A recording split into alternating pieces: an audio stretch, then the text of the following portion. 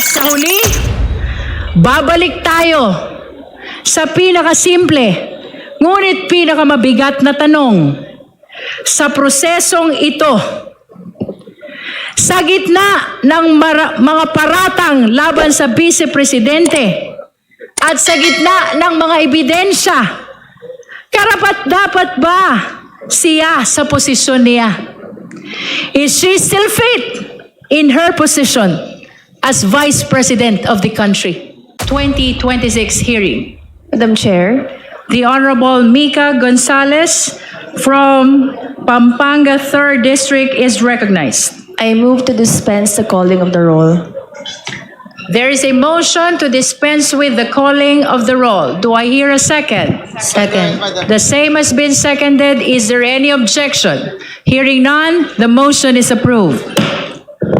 May I solicit the necessary motion to dispense with the reading of the minutes of the hearing held on April 22, 2026, and for the approval of the same.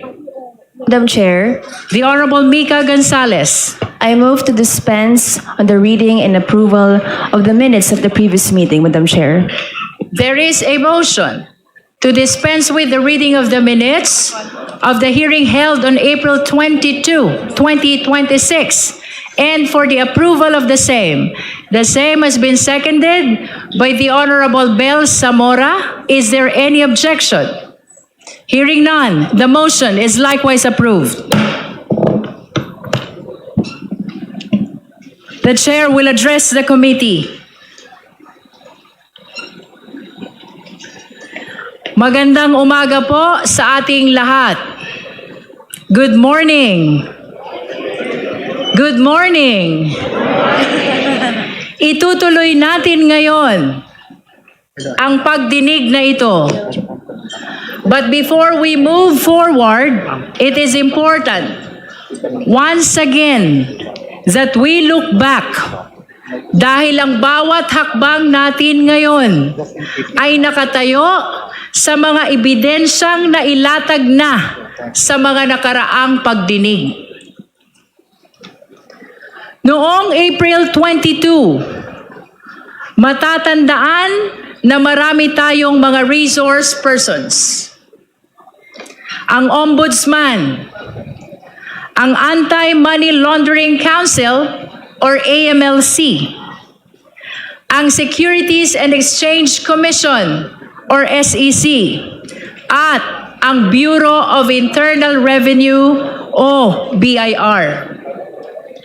Sa pagdinig na yon, we entered what we describe as the territory of forensic truth, kung saan hindi opinyon ang nangingibabaw, hindi haka-haka, kundi opisyal na record. Mga record na punong-puno ng numero. At ang mga numerong iyon ay nagsalita. Tatlong bagay ang malinaw na lumitaw. Una, ang mga salin na walang cash o cash deposits. We began with the Office of the Ombudsman, which confirmed the Vice President's submission of salins. Ito yung tinatawag natin na Statement of Assets, Liabilities, and Net Worth. Kapansin-pansin na mula 2016 hanggang 2024, tumaas ang net worth ng Vice Presidente mula 34 million patungong 88 million. Ngunit kapansin-pansin din na mula 2019, zero cash o cash deposits ang idineklara. Wala kahit 5. Kaya hindi maiwasan ni Congressman Joel Chua na magsabi, di wow. Wala daw cash o cash deposit. Tama po ang dinig ninyo. Walang cash sa bulsa o kahit sa bangko. Kung biro man ito, hindi ito nakakatawa. Dahil kung walang cash o cash deposit, ang tanong, paano umikot ang pera? At kung walang laman ang bangko, paano lumaki ang yaman? At paano nakapag-deposit si Congressman Percy Sendanya sa isang bank account na nakapangalan sa Vice Presidente? At ibig ba nitong sabihin ay ang Vice Presidente ang kaisa-isang opisyal sa buong Pilipinas na walang land bank account? At iyan ang mga tanong na iniwan ng SALN. Pangalawa, ang AMLC at ang bilyon-bilyong galaw ng pera.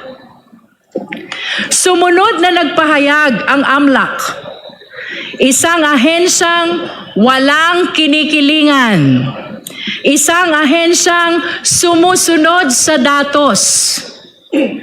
At sa pagtatanong ni Congressman Terry Ridon, nakita natin na ang datos ay malinaw.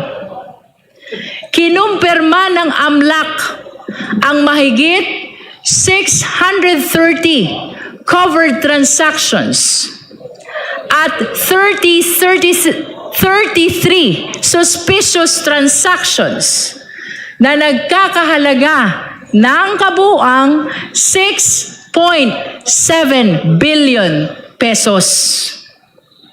Siguro, magandang isipin kung gaano kalaki ang halagang ito. Mahigit 6 na bilyong piso. Kapag ang SALN ay nagsabing zero cash o cash deposit, pero ang AMLAC ay nagsabing 6.7 billion, hindi na ito simpleng discrepancy lamang. O kahit ang basehan natin ay ang net worth na 88 million, napakalayo pa rin nito sa bilyon-bilyong transaksyon na nakita ng AMLAC. Ito na ang tinatawag ni Congressman Chel Jokno na smoking gun. Pangatlo, ang mga paratang ni dating Senator Sonny Trillanes na nakumpirma.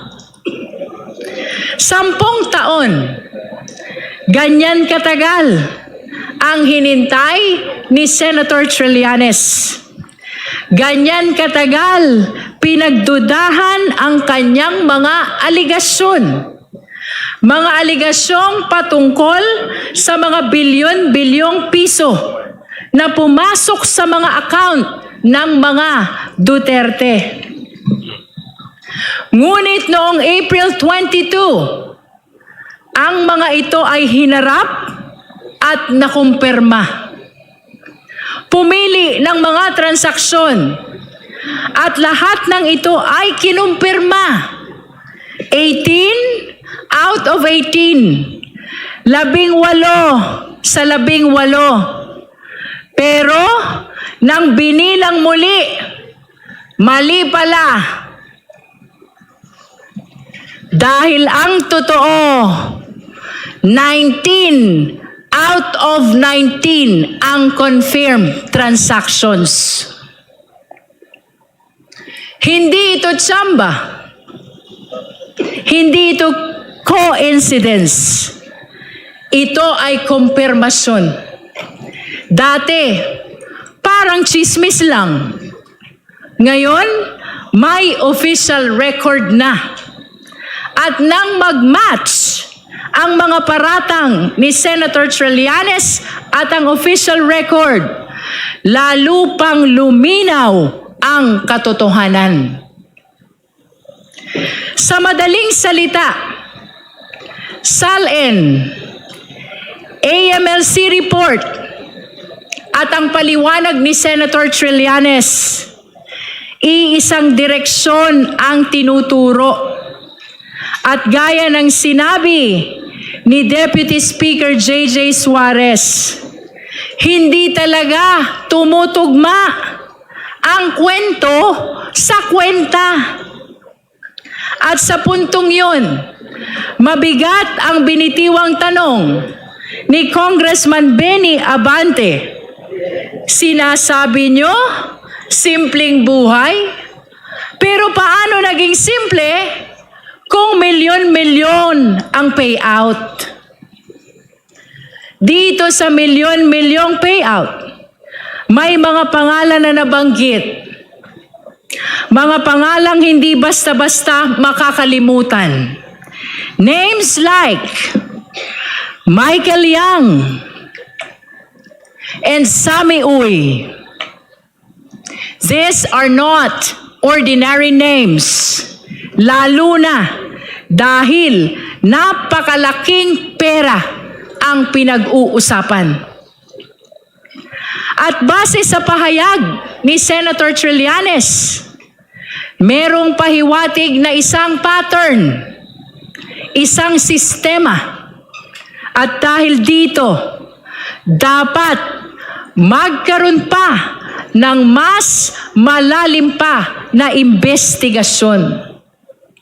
Kailangang tukuyin ang buong lawak ng network na ito. Kung sino ang sangkot, paano gumalaw ang pera, saan ito nagmula. Hindi ito pwedeng baliwalain. This warrants a separate, focused, and full-scale investigation. In this light, we humbly invite the attention of the AMLC, the NBI, the DOJ, and the Ombudsman. At pagkatapos ng diskusyon patungkol sa SALN, sa AMLC report, at sa pahayag ni Senator Trillanes, tumuloy tayo sa ibang ebidensya. We also examine corporate records through the SEC. At ang bumuluga sa atin ay isang malinaw na palaisipan. Nakita natin na may kumpanyang nabanggit sa SALN na hindi naman kinikilala ang Vice Presidente bilang stockholder. Napaisip tuloy tayo na baka ang mga pangalang nakalista ay mga anino o dami lamang. Mayroon namang isang kumpanya na nagmamalaki ng gross income, daang-daang milyon. Ngunit ang profit margin ay tila nakapagtataka, less than 1%.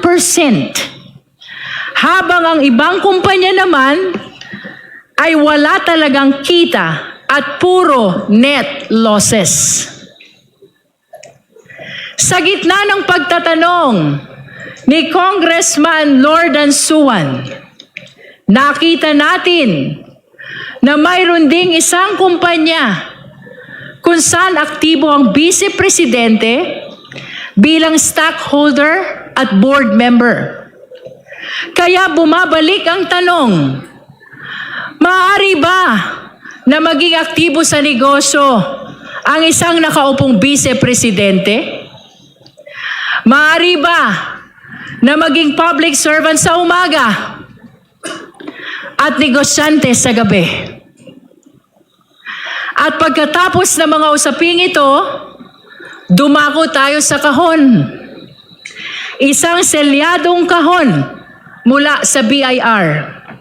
Punong-puno ng ebidensya. Ngunit, nananatiling sarado, nananatiling selyado. Nandyan daw ang mga report ng Vice Presidente sa kanyang mga kinita sa mahabang panahon.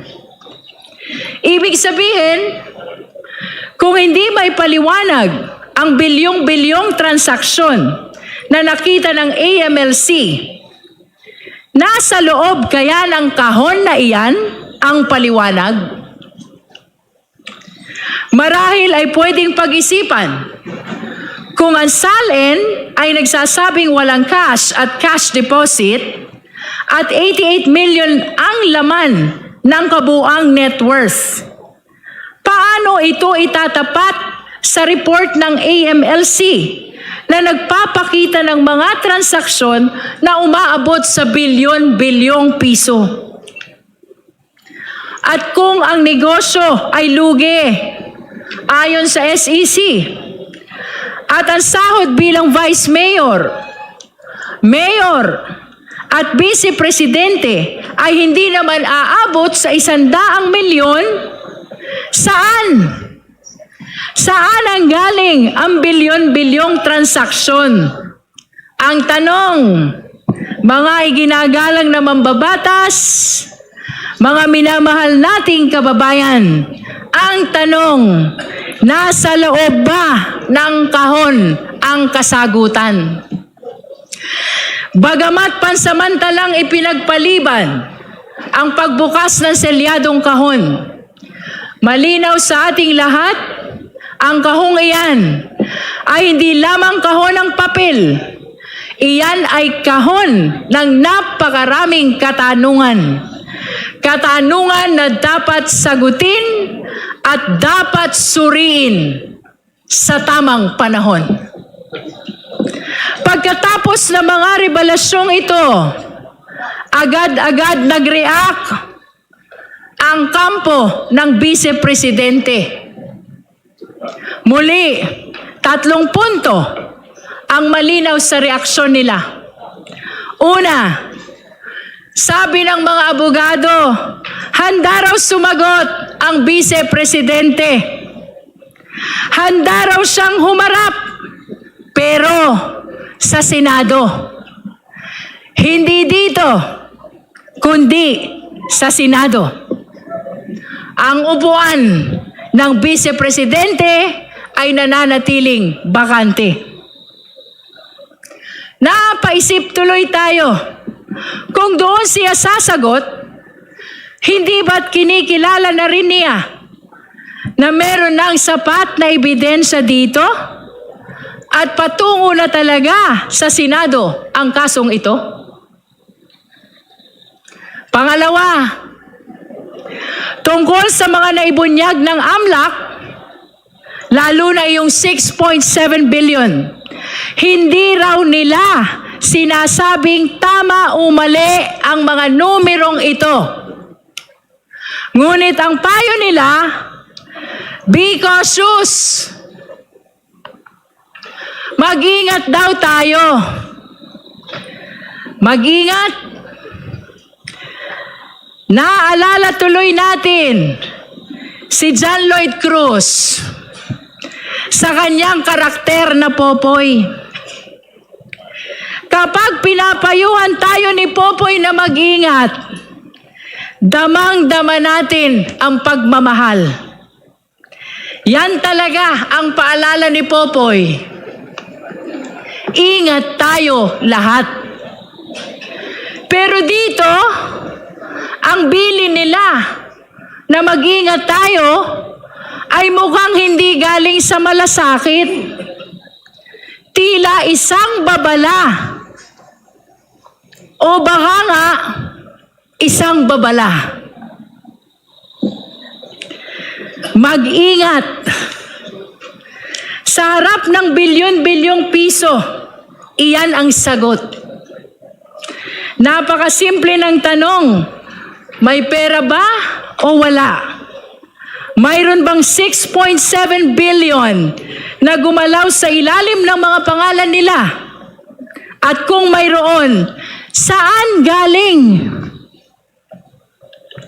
Tapos tayo ang mag-iingat? Be cautious daw? Anong klaseng sagot yan?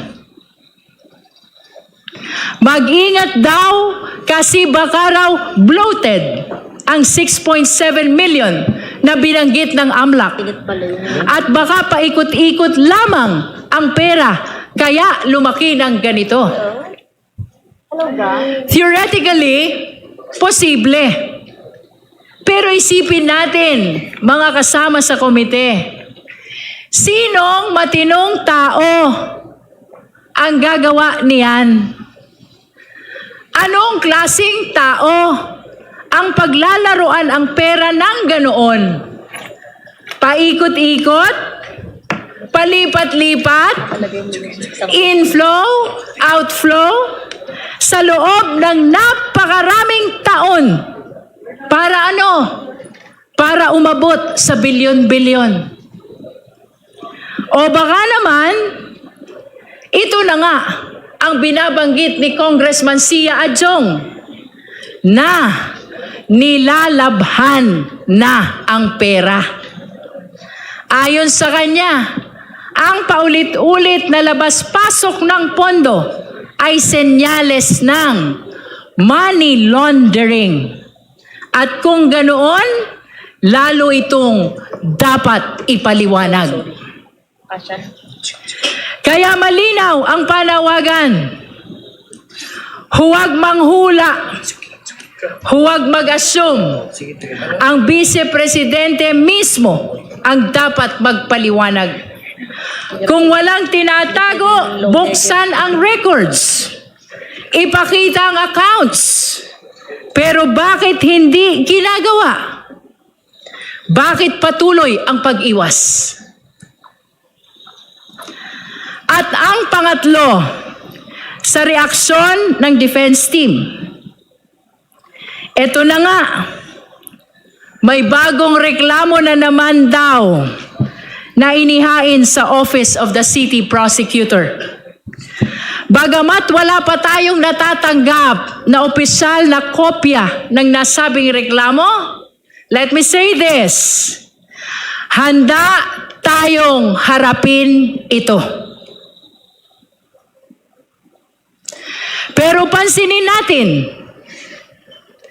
kung totoo ang mga ulat, ang tinutumbok ng reklamo ay ang sabina natin at ang proseso ng paglabas ng AMLAC report, hindi ang nilalaman ng AMLAC report. Klaro, hindi itinatanggi ang mga bilyones na nabanggit sa AMLAC report. At tila inaamin na may bilyon-bilyon talagang tinatago. At ang tanging reklamo lamang, bakit ninyo kami binulabog?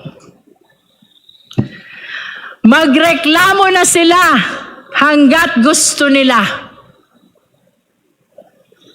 Ngunit hindi nito mababago ang isang simpleng katotohanan.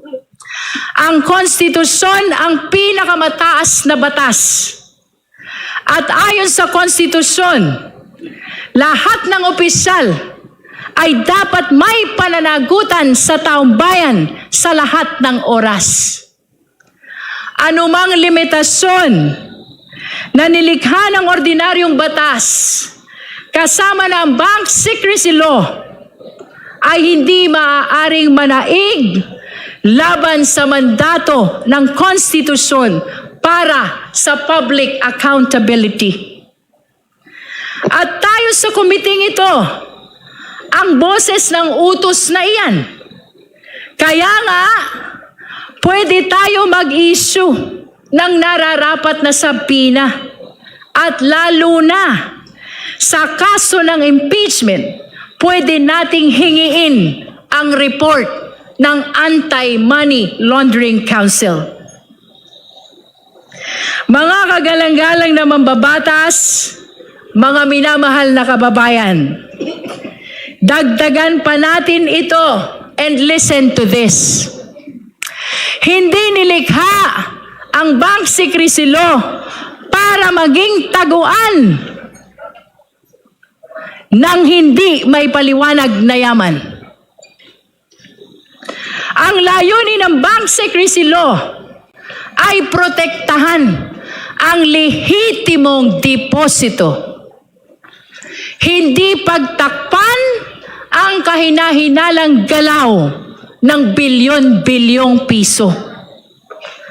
Ang papel ng AMLAC ay siyasatin ang mga kahina-hinalang transaksyon at iulat ang mga ito sa kinauukulan dahil ang pagpapalabas ng katotohanan ay hindi paglabag, kundi pagsunod lamang sa mas mataas na prinsipyo ng pananagutan. If there is nothing to hide, there is no reason to hide. There is no reason to obstruct. The only people who fear the disclosure of these transactions are those with dirty secrets. Transparency is the only response of those with integrity. Everything else is just an excuse. At tandaan natin, dati pa nilang sinubukan na harangin sa kagalang-galang na Korte Suprema ang kapangyarihan ng komite na mag-issue ng subpoena. Pero hanggang ngayon, walang temporary restraining order o kahit direktiba galing sa Supreme Court. Kaya malinaw, we shall proceed. At yan ang tatlong bagay na ginawa nila. Una, nagdeklara sila na handa silang sumagot sa Senado. Pangalawa, sinabihan tayo na mag-ingat daw tayo. At pangatlo, ang pag-file ng panibagong reklamo laban sa atin. At ngayon, narito na tayo sa puntong ito. April 29, itutuloy natin ang pagdinig. Kung ang nakaraan ay tungkol sa numero, ang pagdinig ngayon tungkol sa pagkatao. Hindi lamang kung saan napunta ang pera, kundi sino ang may hawak nito.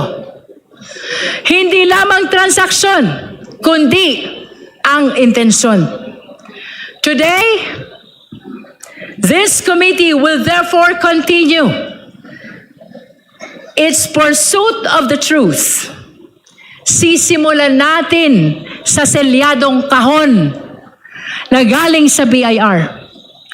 Isang kahon na naglalaman ng mga dokumento na maaaring magbigay linaw sa mga katanungan natin.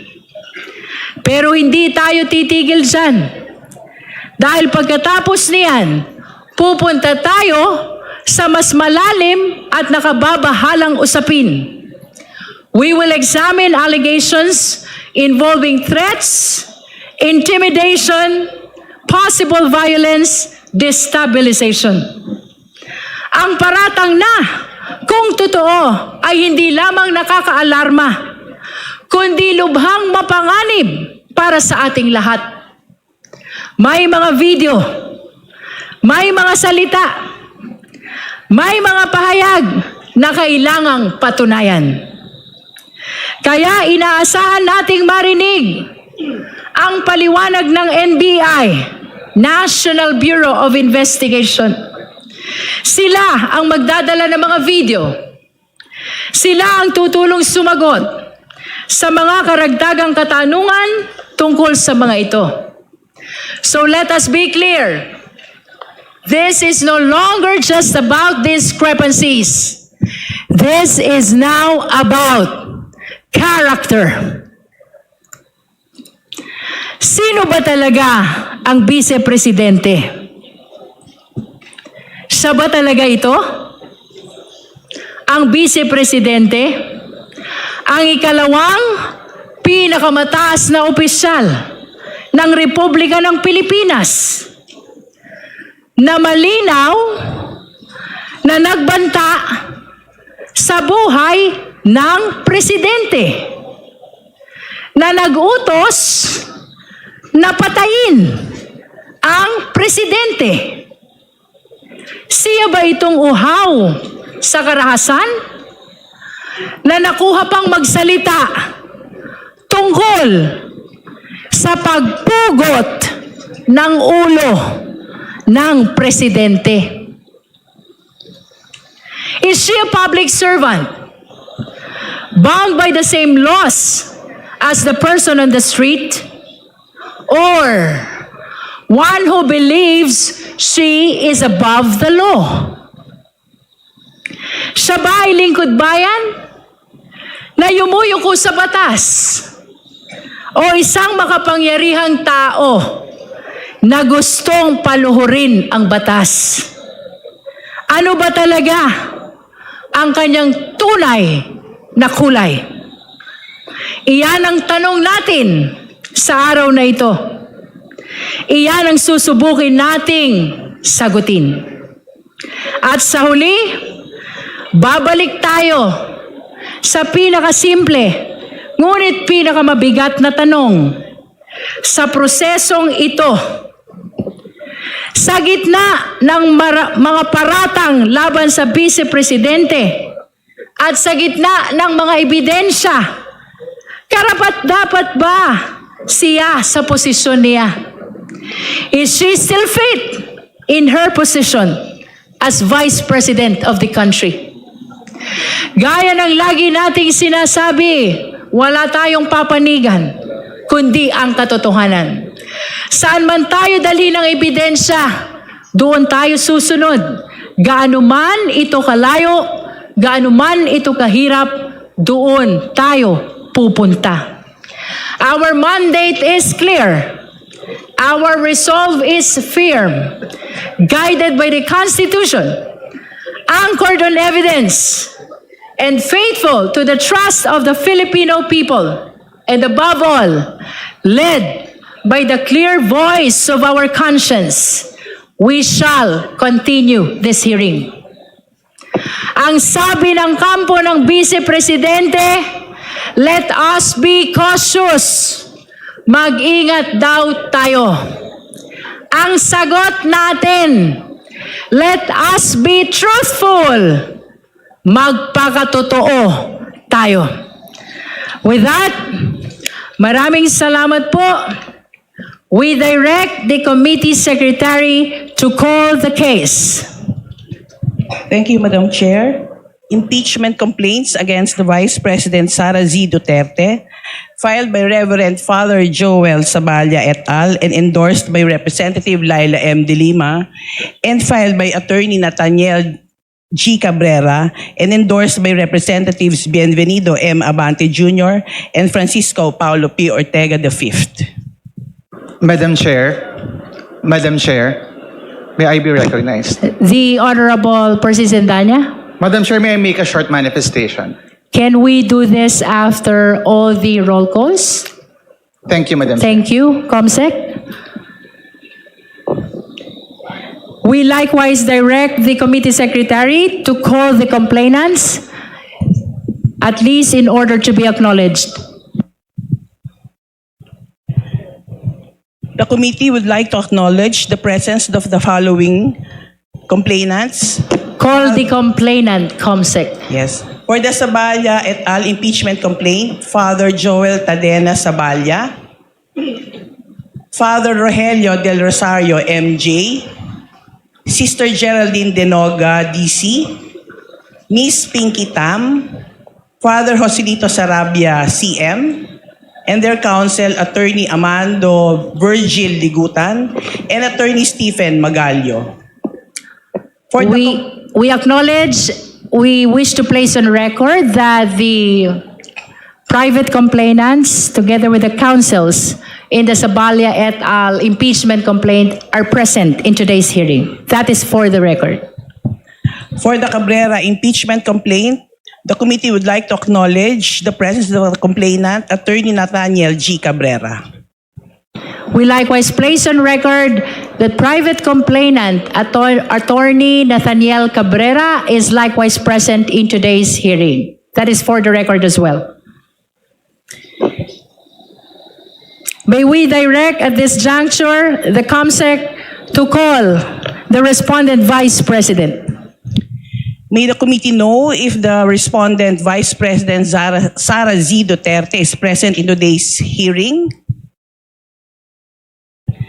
The respondent is not present in today's hearing, Madam Chair. Let it be placed on record that the committee secretary called the respondent Vice President, but she is not present in today's hearing. The purpose of that call is to extend to her the continuing opportunity to present her evidence, including counter evidence and clarificatory questions through the justice members. That is for the record. Finally, COMSEC, please call the resource persons. Thank you, Madam Chair. The committee would like to acknowledge the presence of the following resource persons from the National Bureau of Investigation. NBI Director Attorney Melvin A. Matibag, Agent Johnny Mark Kalilong, Supervising Agent Jeremy Lotok, Senior Agent Homer Angluben, Attorney Al Matthew P. Umali, Attorney Yentel Malikad, and Ms. Ria Vanessa Asuncion. That's all, Chair. Except for Director Melvin Matibag, who has taken his oath already during the prior hearings, we are requesting the rest of the resource persons from the National Bureau of Investigation to rise so that the oath will be administered. COMSEC. Please raise your right hand. Do you swear to tell the truth, the whole truth, and nothing but the truth before this committee? Thank you, Madam Chair.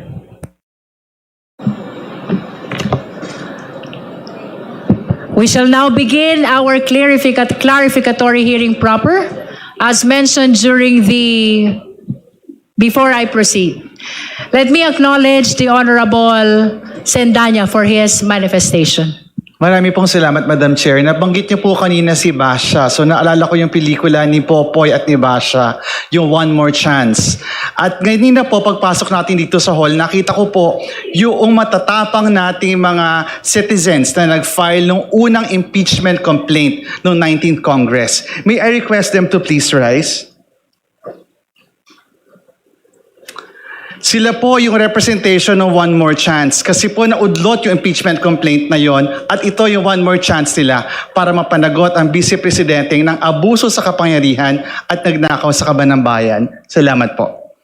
Nais ko po kang bigyan diin, Madam Chair, yung desperadong attempt ni VP Sara at ng kanyang asawa para intimidate tayo dito sa Committee on Justice at ang mga miyembro nito. Tulad po na nabanggit ninyo nito nakaraang Lunes, nagpunta po sila sa City Prosecutor's Office, ang mga abogado ni Attorney Manasseh Carpio para po ireklamo at magsampa ng kaso sa mga miyembro ng Committee on Justice. Kaya lang po, parang may favoritism si Attorney Manasseh Carpio dahil iilan lang po tayo na mga binanggit niya sa kanyang kaso at hayaan niyo pong bigyan ko ng shout out ang mga classmate ko sa kasong ito. COJ Chairperson, Representative Jervil Luistro, Representative Leila de Lima at Representative Chel Jokno. Ang masasabi lang po natin dyan, manalimin po sila para makita nila kung sino talaga ang totoong nagkasala sa batas, lumabag sa batas at nagkasala sa sambayan ng Pilipino.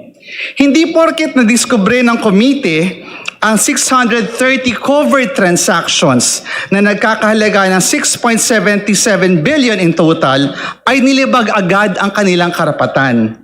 Hindi rin dahil may 33 suspicious transactions sila na posibleng kaugnay na unlawful activities gaya ng money laundering at droga ay dapat bigyan sila agad ng proteksyon ng korte. At lalong hindi dahil humigit kumulang 2.87 billion ang maaring sila po ay tumanggap ayon sa ating pong Bank Secrecy Law ay maaari pa rin nariyaan dahil nga po ang nakita lamang natin ay yung inflow at outflow at yung ating pong sinubtract 2.87 billion ang natira. Hindi po ibig sabihin dahil nalaman natin ito at kung binasa nila ng buo ang Bank Secrecy Law ay nag-violate na tayo ng batas. Linawin po natin, hindi si VP Sara Duterte at ang kanyang husband of the year, Mans Carpio, ang biktima dito. For the reference of everyone, napakalaking halaga po ng 2.87 billion pesos. Aabutin po ng ang isang minimum wage earner sa Metro Manila ng 11,300 years para kitain ang 2.87 billion pesos. 11,000 years pong pagtatrabahuhan ng isang manggagawang Pilipino. Ang bilyong-bilyong pisong labas-masok sa mga accounts nila. At ilan po dito ay tumutugma pa sa mga deposito ng kanilang family friend na si Sammy Uy. Kung sino pa talaga ang may bilyones, sila pa talaga ang pumunta sa piskal para magsabing sila ay victim. On a related note, same day last week, lumabas ang ICC decision tukol sa jurisdiction sa kaso ni former President Rodrigo Duterte. Kasabay ito ng pagputok ng sworn testimony ni former Senator Trillanes at ng reports ng AMLC. Nagkumpirma pa sa mga questionabling bank transactions ng mag-amang Duterte. Kung sino pa talaga ang pasimuno ng drug war, sila pa talaga ang may bilyong-bilyong drug money. It was no coincidence that these developments fell on the same day. It signaled that accountability is catching up. Simula na ito ng paniningil sa mga Duterte at hindi ang complaint ni Atty. Mans Carpio at kahit ano pang legal harassment ang makakapigil sa pagtiyak natin sa pananagutan. The committee will never bow down to millionaires, drug syndicates, or thieves. Our allegiance only lies with the Constitution and the Filipino people. Again, we will not bow down to billionaires, drug syndicates, or thieves. Gagawin natin ang ating trabaho at pananagutin ang nang abuso sa kapangyarihan at nagnakaw sa kaban ng bayan.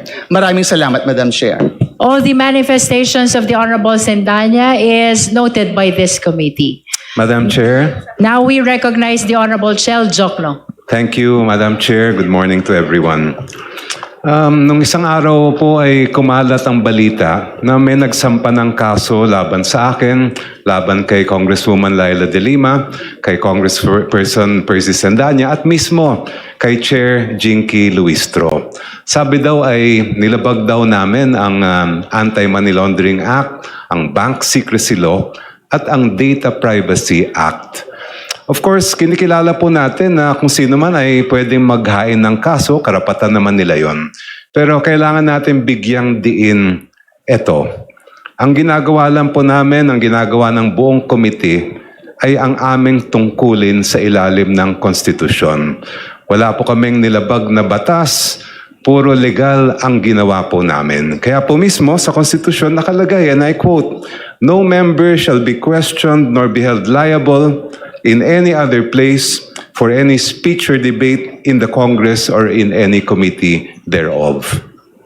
Yung pong pag-issue natin ng subpoena sa Anti-Money Laundering Council ay mismong nakabase sa rules of impeachment ng House of Representatives. And I quote, "The committee shall have the power to issue subpoena and subpoena duces tecum to compel the attendance of witnesses and the production of documents and other evidence." At Madam Chair, ayon mismo sa ating Korte Suprema, hindi sakop ng Anti-Money Laundering Council ang mga sinasabing prohibition from disclosing information. And if I may add, no member of the committee belongs to the Anti-Money Laundering Council and no bank deposits were disclosed during the hearings here. Sabi mismo ng Supreme Court, the prohibition and confidentiality provisions cannot apply to the AMLC. Otherwise, it would contravene its direct mandate under Section 7 of the Anti-Money Laundering Act. Kaya po, Madam Chair, I think it's pretty clear na itong pagsasampa ng reklamo laban sa atin ay isang diversionary tactic Gusto nilang malimutan ng taong bayan kung bakit tayo naririto. Sana po huwag tayong madala. At ako po, I can speak for everyone else who has been charged. Hindi kami natatakot at hindi kami ma-intimidate. Itutuloy po namin ang aming tungkulin bilang mga members ng Committee on Justice at representatives ng mga sambayan ng Pilipino. Thank you, Madam Chair. Madam Chair. All the manifestations of the Honorable Jokno is noted by this committee. Now we recognize the Honorable Congresswoman Laila De Lima. Thank you, Madam Chair. This is just very brief. Good morning to my colleagues in the Committee on Justice. Sinasang-ayunan ko po at sinusuportahan ang mga statements nila Representative Persis Endania at Representative Chel Jokno. Malinaw po ang agenda dito sa pagsampa na naman ng kaso na yan sa Quezon City Prosecutor's Office pagkatapos na nagsampa sila ng 3 o 4 na petisyon before the Supreme Court, and then meron din kaso before the Regional Trial Court. So ito na naman, criminal case. Ito po ay panglilihis sa issue. Ang akala nila matitinag tayo, ang akala nila ay hindi na natin itutuloy itong ginagawa natin, which is an imperative constitutional duty. Nakakapagtaka lang kung bakit na single out 4 na pangalan, 4 na mga miyembro kasama yung chair sa kaso na yan. When we all know, yung pagsabina ng mga AMLAC records are a collective decision of this committee. Ang pagkakaalala ko, wala namang nag-object doon sa pagsabina ng AMLAC records. And then, ito nga po, ay hindi natin alam, ano na naman yan. And itutuloy ho natin itong trabaho natin at hindi tayo magpapalito, magpapaderail sa mga ginagawa na mga para sa akin ay isa na namang legal harassment sa pagganap ng ating mandato bilang committee in an impeachment proceedings. Maraming salamat po. Madam Chair, All the manifestation of the Honorable De Lima are noted. Are you a respondent or also? no, Madam Chair, I would just also like Would you to like make to be a respondent also? No, Madam Chair. But I'd You, like to the still Honorable support. Ko is recognized. Thank you, Madam Chair. Despite the fact that hindi po ko respondent doon sa case, nonetheless, I'd like to also manifest my support sa actions ng committee na ito. And syempre, pag-criticize din doon sa mga naging developments in the past few days. Papunta po supposedly sa last hearing date ng House Committee on Justice sa pag-find ng probable cause. Clear naman po sa arguments last hearing, na-foresee natin tinatry gamitin yung Section 6 ng Anti-Money Laundering Act and a misinterpretation of it para maging grounds for a harassment suit. Again po, Section 6 provides that the AMLC can have authority to inquire into particular deposits through a court order. Iba yun sa ginagawa natin. Ang ginagawa po ng committee na ito ay a government agency asks a government agency about records na meron na siya.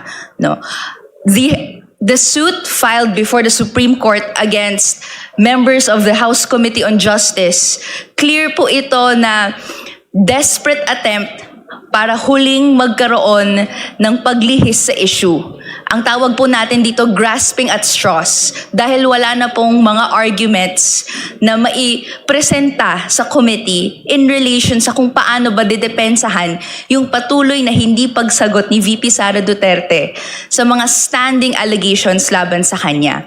So, Madam Chair, and to the fellow members of the House Committee on Justice, kailangan na natin pong mag-proceed sa iba't ibang processes of this hearing and beyond para matatakan na po natin with finality, may probable cause po ba or hindi, para magtuloy-tuloy. At hindi po natin i-entertain yung mga misinterpretation of laws para po malihis yung issue. Thank you, Madam Chair. Madam Chair. All the manifestations of the Honorable Ko are noted. The Honorable Joel Chua. Thank you, Madam Chair. Madam Chair, I would like to make a manifestation of support to to the four members of this committee. Alam po ninyo, meron po tayong tinatawag na immunity, parliamentary immunity sa ating pong saligang batas. Ito po'y ginagawa lamang po ng mga kasama natin ang kanilang tungkulin. With that manifestation, Madam Chair, I move that we adopt this manifestation as a common sentiment of all the members of the committee. This manifestation of support. I so move, Madam Chair. Second. There is a motion to adopt the manifestation of support of the Honorable Chua as manifestation of the entire committee. The same has been seconded by the Honorable D.S. Paulo Ortega. Is there any objection? Hearing none, the motion is approved. Let it be placed on the record that the manifestation of support is expressed by the entire Justice Committee for the four respondents in the criminal complaint filed by Attorney Manasseh Carpio. Before we proceed to the first item of our agenda, may we direct the committee secretary to report to us whether all the documents submitted during the April 14 and 22, 2026 hearing have been transmitted to the complainants, the respondent vice president, and all the justice members. COMSEC, please. Thank you, Madam Chair. The documents submitted by the National Bureau of Investigation on April 14, 2026 was sent to all members as well as to the complainants and respondent. As far as the respondent is concerned, it was sent to the Office of the Vice President as well as to her counsel, Fortune Narvaez and Salazar, on April 15, 2026 at 5:56 p.m. It was acknowledged by the Central Office Unit of the Office of the Vice President on April 15, 2026 at 5:59 p.m. And there was no acknowledgement from her counsel, Fortune Narvaez and Salazar. As far as the complainants are concerned, the document submitted by the National Bureau of Investigation was sent to the complainants in the Saballa et al. Impeachment complaint through Attorney Amando Virgil Ligutan on April 21, 2026 at 3:16 p.m. and was acknowledged on April 21, 2026 at 3:50 p.m. It was likewise, the documents were likewise sent to Attorney Nathaniel Cabrera, complainant in the Cabrera impeachment complaint on April 21, 2026 at 3:16 p.m. There was no acknowledgement from Attorney Cabrera. That's all, Your Honor. Madam Chair. Thank you, COMSEC. We are now proceeding to the first item in our agenda, and that is to resolve the matter that was laid on the table during the April 22 hearing, the question of whether or not to open the BIR box. May I direct the committee secretary to bring to this table the BIR box.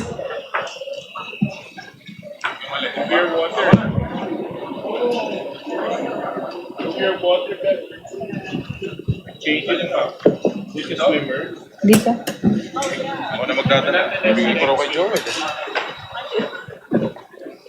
Ayaw mo doon? Para kitang-kita. Para nakaharap yung BIR.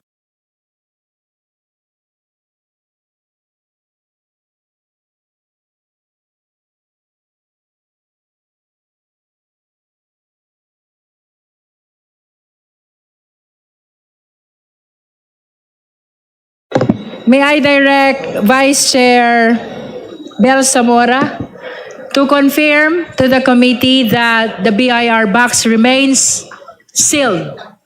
Yes, Madam Chair, as seen from the four sides of the box remains sealed, and we still see the tape that was placed there as well as the signature of the Commissioner. Thank you, Madam Chair. The floor is now open for manifestation, clarificatory questions, motions regarding the question of whether or not to open the BIR box? Madam Chair. Madam Chair. Madam Chair. The Honorable Mika Gonzalez and then the Honorable Laila De Lima. Thank you, Madam Chair. That is correct, Madam Chair. Last April 2022, we laid on the table the decision on whether we should open the box together with the Commissioner. So, Madam Chair, with that being said, I move that today, April 29, we decide on this committee whether we open the box or we maintain the box intact and sealed. Thank you, Madam Chair. May I request the Honorable Gonzalez to clarify the motion? Is it a motion to open or motion not to open? I would like to rephrase. I move, Madam Chair, Tagalogin na lang po natin, na desisyonan na po natin ng issue na ito kung bubuksan o hindi ang box na isinumite ng BIR noong nakaraang committee hearing. Perhaps that is a manifestation of her intention that we deliberate first on the issue of whether we will open or not open the BIR box. Thank you, Honorable Gonzalez. Now you, we Madam Chair. recognize the Honorable Laila De Lima. Maraming salamat po. Mine is a manifestation and emotion. Gusto ko pong ulitin at panindigan yung aking naging posisyon last hearing nung tinalakay po natin yung laying on the table ng issue na to para na bubuksan ba o hindi yung BIR box at i-examine yung mga tax records. Presumably yung laman yan ay yung mga BIR tax records na kasama po sa subpoena. Ang aking pong pinakaposisyon ay sako po sa kapangyarihan natin, kasama sa mandato natin, flowing from the Constitution itself, to do that, to open the box and examine the contents of the box, because these are all subpoenaed by the House Committee, and this is relevant to the issues at hand, to the ground of unexplained wealth. Totoo po, nung sinabi nga po nung BIR Commissioner, nung nandito po siya nung April 22, na meron ho yung provision sa National Internal Revenue Code, Section 270, which establishes the general prohibition on the disclosure of taxpayer information. At pinipinalize nga po yung unlawful divulgence by BIR officials and employees of those taxpayer, of any taxpayer information. Pero meron ng mga exception. Ang isa po sa exception ay kapag ang mismong House, in an inquiry in aid of legislation, ay i-request ito, pero dapat nasa executive session. Yun po yung malinaw na exception.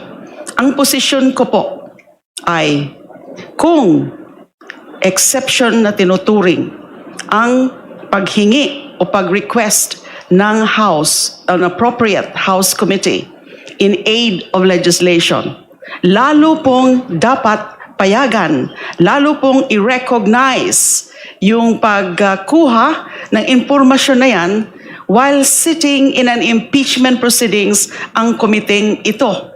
Because higher level at superior level po ang status ng ating komite kapag sitting in an impeachment proceedings. Now, to be unequivocal about it, Madam Chair, the constitutional duty vested upon this body cannot be impeded, curtailed, or conditioned by statute. Any law, however worded, must yield when it stands in the way of a direct constitutional command. Section 270 imposes a prohibition, but Section 20A carves out an exception. But both remain statutory in nature. Neither can prevail over the Constitution. Kung papayagin natin ang isang probisyon ng batas, yung NIRC, ang magdidikta o maglilimita sa kapangyarihan ng komiteng ito na isang mahalagang organo sa ating sistema ng pagpapanagot Para na rin nating ibinaba ang konstitusyon sa antas ng ordinaryong batas. Hindi po ito katanggap-tanggap. The Constitution is supreme. Statutes are subordinate.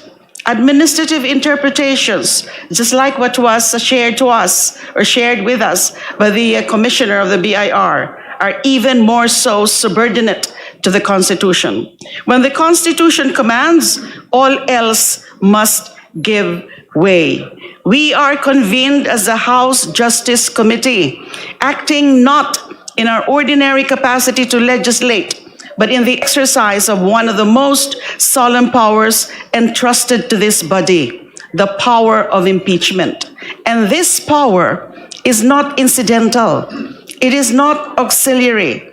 It is a direct constitutional mandate designed as a check against grave abuse, betrayal of public trust, and wrongdoing by the highest officials of the land.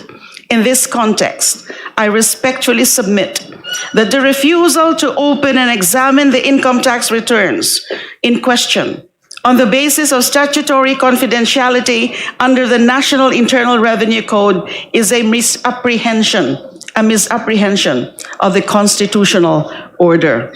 Let us be clear, uulitin ko lang po, impeachment is not a mere legislative inquiry. It is a distinct constitutional process. To allow a provision of the tax code to override the constitutional power of impeachment is to invert the hierarchy of laws. It would mean that a legislative enactment intended for general administration could defeat a specific constitutional mechanism designed to ensure accountability at the highest levels of government. That cannot be the law. Pwede pong sabihin ng iba, those espousing a different view, na anyway, meron na po tayong probable cause doon sa mga nakita na natin at narinig na natin ng mga ebidensya.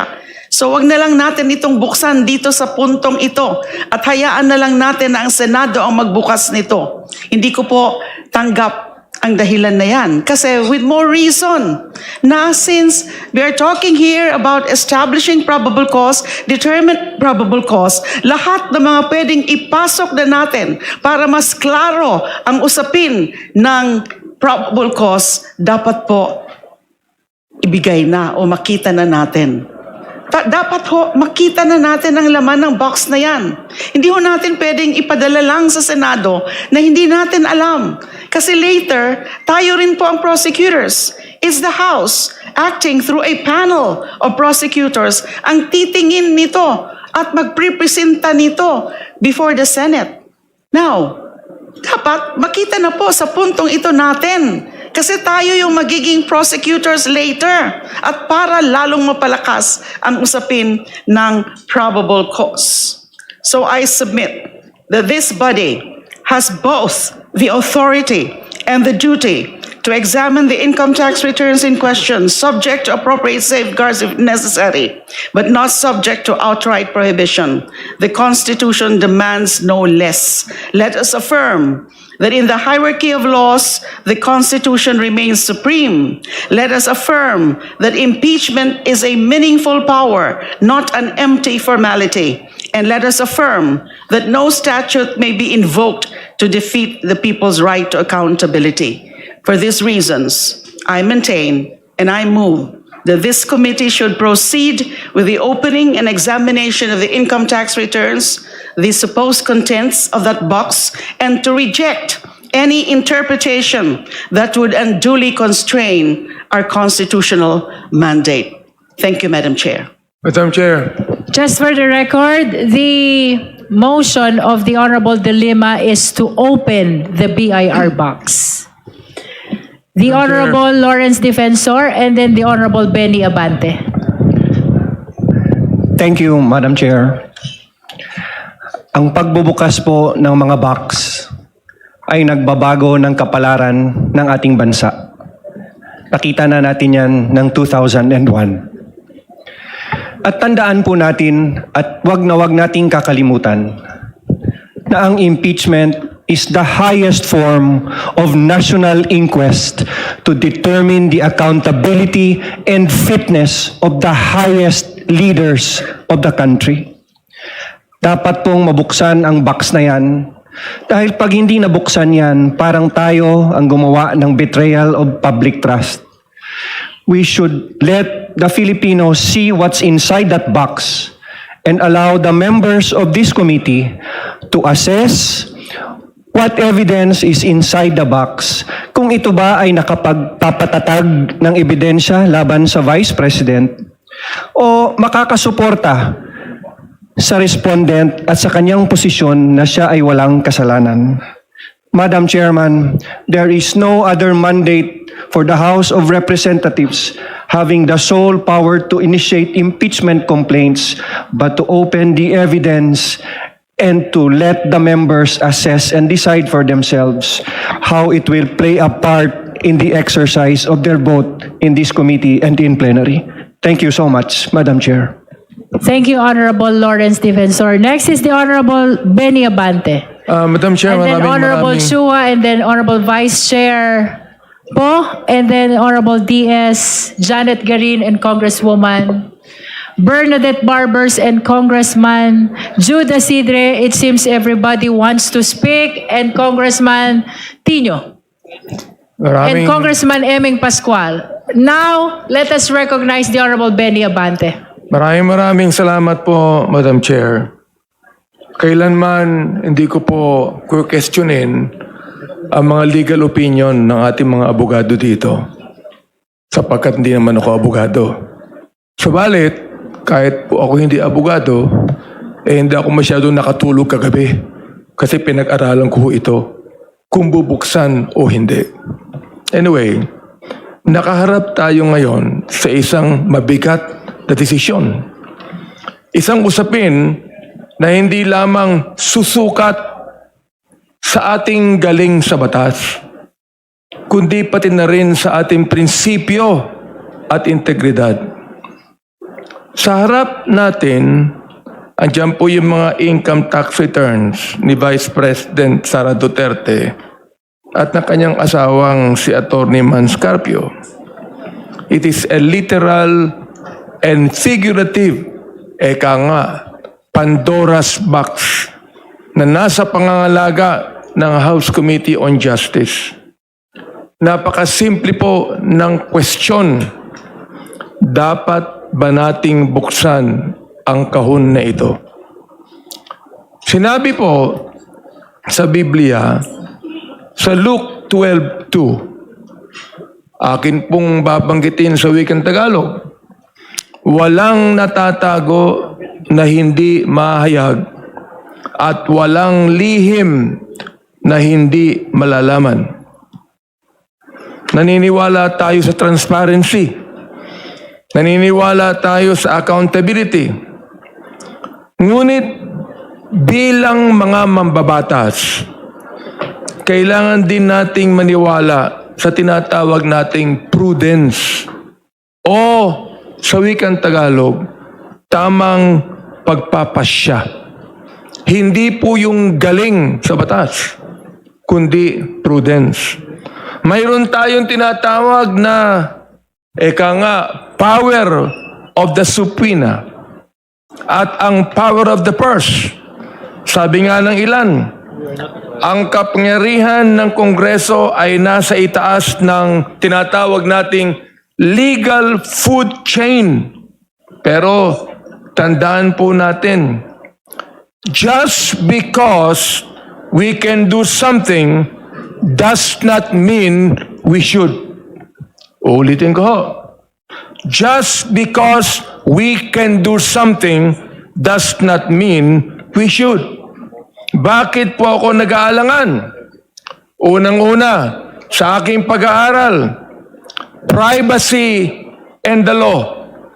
Meron tayong Section 270 ng NIRC na nagbibigay proteksyon sa confidentiality ng mga taxpayers. Yan ang una. Pangalawa, private rights. Kasama sa usapin si Atty. Manscarpio, isang private citizen na may karapatan sa data privacy. Hindi po siya rito ang ating tinutugis bilang merong impeachable offense. Number 3, process over politics. Ang trabaho ng House ay tukuyin lamang ang probable cause. Kung may usok ba sa likod ng apoy. Ang pagtitimbang ng ebidensya at ang pagbubukas ng mga selyadong dokumento ay mas nararapat na gawin sa Senate sitting as an impeachment court. At wala po akong pasubali, Madam Chair, na ito ay papasa sa plenary at pupunta sa impeachment court sa Senado. Bakit kinakailangan tayong magmadali? Sa Ecclesiastes chapter 3 verse 1, sinasabi sa wikang Tagalog, babanggitin ko uli, sa bawat bagay ay may kapanahunan at panahon sa bawat layunin sa silong ng langit. Ang paninindigan natin ay ito sa akin, kapasyahan. Keep it sealed right now. Hayaan natin ang Senado ang magbukas nito bilang bahagi ng impeachment trial para buksan ang katotohanan sa tamang panahon ng paglilitis. Huwag nating pangunahan ang proseso para sa kapakanan ng ating legal system at ng ating bansa. Madam Chair at mga kaibigan ko dito sa Committee on Justice, hindi mo mas maganda na may suspense, eka nga. Di ba? Nasuri na natin ang impeachment complaints at mga nakalakip na ebidensya. At naniniwala ako, if every congressman will just appreciate the pieces of evidence that has been talked about in this committee, hindi po malabo na ito ay magtagumpay sa plenaryo at makarating sa impeachment court. Ihain na natin, ang articles of impeachment sa Senado nang may paggalang sa batas at takot sa Diyos. Tinimbang na natin at sapat na para sa probable cause. Dito po sa Committee on Justice, tinimbang natin si Vice President Sara at nakita natin ang laki ng kanyang pagkukulang. Probable cause. Madam Chair, my dear colleagues, kaya po yan po ang aking stand. Sana po ay isuspense na lang natin ito at hayaan natin ang impeachment court ang magbukas nito. Maraming salamat po at pagpalain tayo ng ating Panginoon. We've heard the legal arguments as well as the Bible verses and lessons. That's our very own Bishop Benny Abante. Now we recognize the Honorable Joel Chua. Thank you, Madam Chair. Madam Chair, at this point in time, ako po ay naniniwala sa argumento po at sa legal opinion ng ating kagalang-galang na Congresswoman Laila De Lima at ganun din sa ating napakahusay na Assistant Majority Floor Leader, Congressman Noy Defensor. Bakit ko po sinasabi na ako po ay sa kanila ay sumasang-ayon? Dahil kung babasahin po natin ang ating saligang batas, specifically Section 3, Paragraph 8, Article 11 sa Accountability of Public Officer, maliwanag po dito na sinasabi, the Congress shall promulgate its rules on impeachment to effectively carry out the purpose of this section. So, ibig sabihin po, tayo po ay binibigyan ng kapangyarihan ng batas, ng saligang batas, na magbigay o gumawa ng ating sariling patakaran. Patukoy po dito sa impeachment. Ngayon, sa ating pong rules, Section 7, malinaw po dito. Sabi po dito, the committee shall have the power to issue compulsory processes for the attendance of witnesses and the production of documents and other related evidence. Ito pong nasa harapan natin na ITR na selyado na galing po sa BIR, ito po ay produkto o bunga ng compulsory process na inisyu po netong committee. At yun po ay ang subpoena duces tecum. Ngayon, kung meron pong conflict sa national law at sa konstitusyon, lagi pong mananaig ang nakalagay po sa ating saligang batas. Hindi naman po tayo nagsubpoena para sa isang selyadong box. Ang sinasabpina po netong committee to ay yung ITR o yung nilalaman po netong box. Kaya ako po naniniwala na tayo po ay talagang may karapatan. Subalit, for purposes of determination of probable cause, at sabi nga po ng ating kagalang-galang na congressman galing po sa SAIS, na 6th District ng Maynila, dapat tayo rin ay mag-iingat. Pero hindi po ibig sabihin sa pag-iingat na to ay tayo sinusuko na po natin ang ating pong kapangyarihan. So ako po ay pagpapalibang ko po dahil ito pong usapin na ito ay maaaring dumating din sa Senado. Dahil kung babasahin po ninyo ang National Internal Revenue Code, hindi naman po sinabi na pagdating sa Senado ay exempted na. Yun po ang kanilang magiging argumento. Pero base po dito sa ating konstitusyon at sa ligang batas, tayo naman po talaga ay merong karapatan. Kaya po, ako po ay i-reserve ko po to for purposes of determination of probable cause. Tayo po ay pupunta sa hakbang ng pag-iingat. Maraming salamat po, Madam Chair. Thank you, Honorable Chua. Now we recognize one of the vice chairs of the Committee on Justice, Honorable Brian Poe from the FPJ Party List. Madam Chair, on the motion to open the BIR sealed box, I believe transparency and justice must be fair. Commissioner Mendoza himself placed on the record the operative parameters under which the Bureau may produce the taxpayer returns, that the Bureau is authorized to furnish returns upon the request of Congress and in aid of legislation, but that any return identifying a particular taxpayer is to be received only when the committee is sitting in executive session or upon the written consent of the taxpayer. That is the framework set by Section 71 in relation to Section 270 of the National Internal Revenue Code, or RA 8424. That is the framework that the Commissioner brought before this committee. The 21-4 deferral met that framework. Nothing on the record has since displaced it. We must be wary of the precedent that we set in this impeachment proceeding. However, should the impeachment proceed to trial in the Senate, I believe they will do the right thing and further investigate the documents presented by the BIR. I have faith in the integrity of the House and the Senate. This matter should be discussed when the time is right.